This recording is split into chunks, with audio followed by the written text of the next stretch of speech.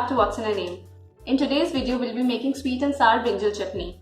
Now, from my personal experience, not many people are fond of brinjal, and brinjal in chutney is very rare to come across. I thought it is a very interesting ingredient, so why not try it out? So yes, let's make some chutney. Our first ingredient is brinjal. We need 500 grams of chopped brinjal, and you can use any variety of brinjal here.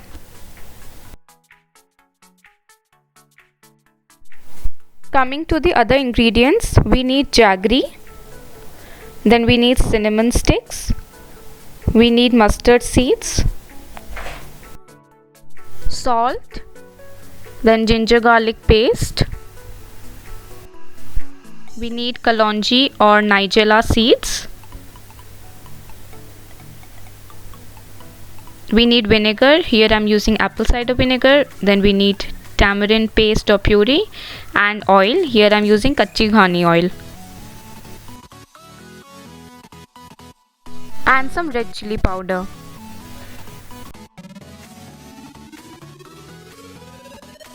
We also need 3 medium-sized tomatoes. Take a kadhai or wok and heat it.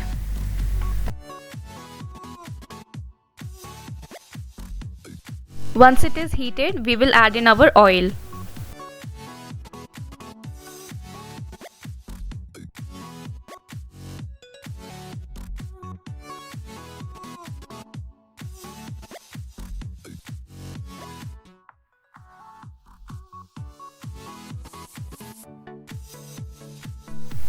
Wait for the oil to heat up.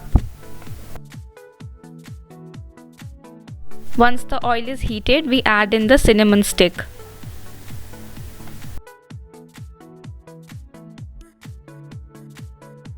Then come our kalonji or nigella seeds.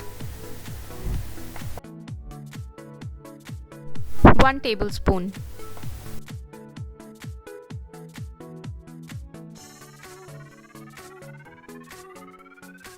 The next ingredient is 1 tablespoon of mustard seeds.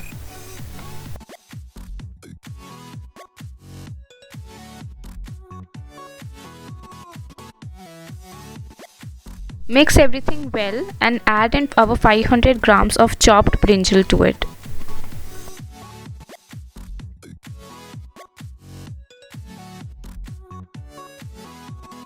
Now we mix everything up.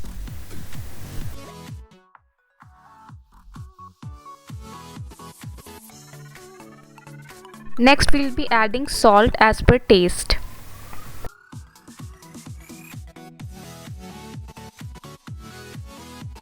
Followed by half teaspoon of red chili powder.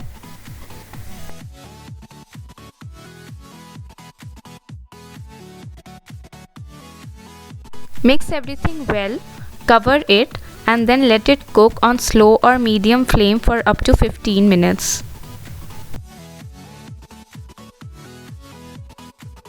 You will have to stir it after every 4 or 5 minutes to ensure it does not burn.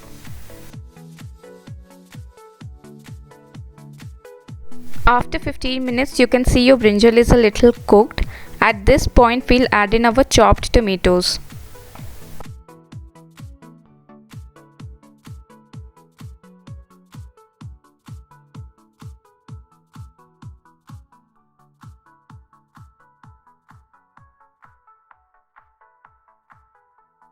Next comes in 3 teaspoons of ginger garlic paste.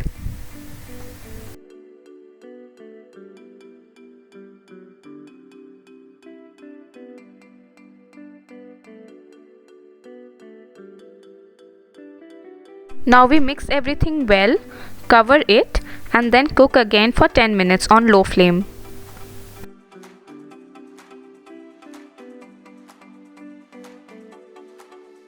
You need to stir it every 3-4 minutes so that it does not burn, and you also need to check if the tomatoes are done or not.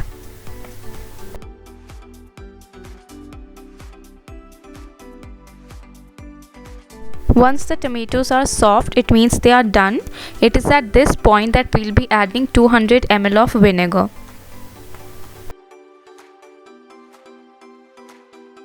Again, mix the whole thing up.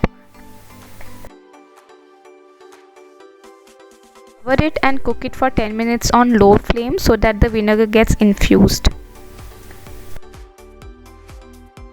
I'm using apple cider vinegar here because I have that currently in handy. You can use any vinegar, and because this is a chutney, it already has some spices to it, so you can even use chili vinegar if you have. So now it has been 10 minutes after adding vinegar. It is time to add our jaggery now. So first again we'll mix our ingredients, and after that we'll add our jaggery to it.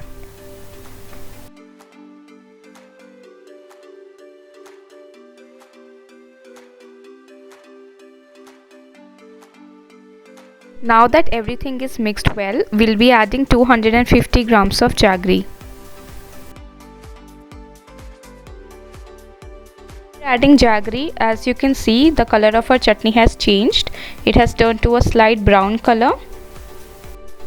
Mix everything well, cover it and then cook again for 10 minutes.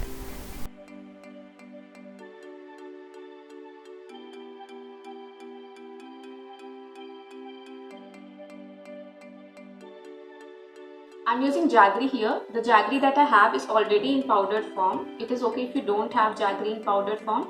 You can cut it into small pieces and use it in the recipe. If you don't have jaggery, you can go for some regular sugar instead.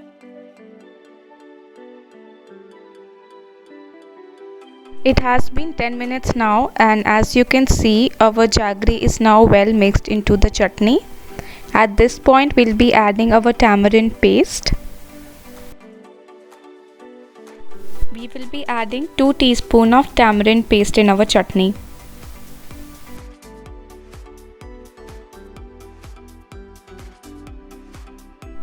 Mix well, and it is at this point that we can also check for salt.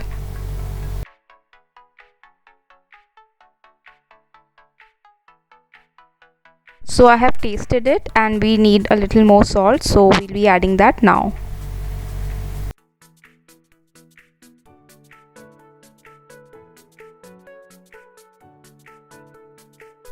Again, mix, cover and cook for 10 minutes. The original recipe calls for some tamarind puree or tamarind paste. Here I am using saunt. Saunt is a sauce which you put on the top of dahi bada. I am using it here because I think it is a little more flavorful than tamarind puree or tamarind paste. If you don't have tamarind paste or puree and you don't have saunt either, you can opt in for some lemon juice. If you don't have lemon juice either, you can opt in for some amchur powder. It's dried mango powder. And the only thing is, it's in the powder form, it is dry. So in order to get more liquid to your chutney, you might have to add half or more of tomato paste or puree in your chutney.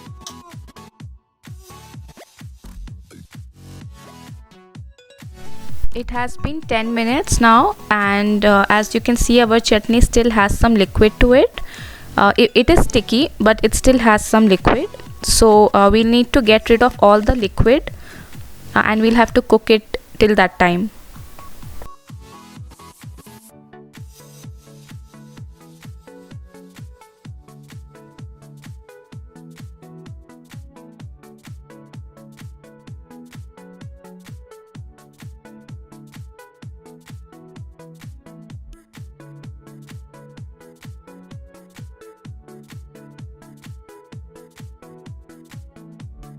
So as you can see now, our chutney is very sticky and it is done. So now we'll switch off the gas and let it cool for some time.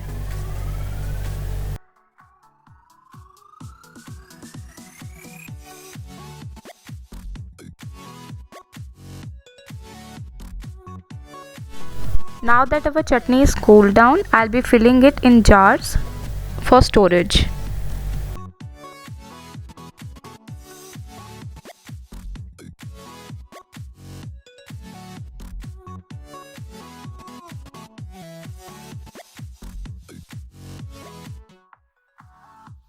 Jars are now filled with delicious chutney waiting to be explored. Now your chutney is ready. However, you have to leave it for 2 days in a cool and dry place. Store it for 2 days basically for it to pickle. and after 2 days you can open the bottle and enjoy your chutney. When stored in fridge, this chutney can be used for up to 6 to 8 months. You can enjoy it with some dal chawal, some khichdi, some curry chawal, or howsoever you like it. I really hope you enjoyed the video. Stay safe, stay healthy, and I'll see you all later. Bye.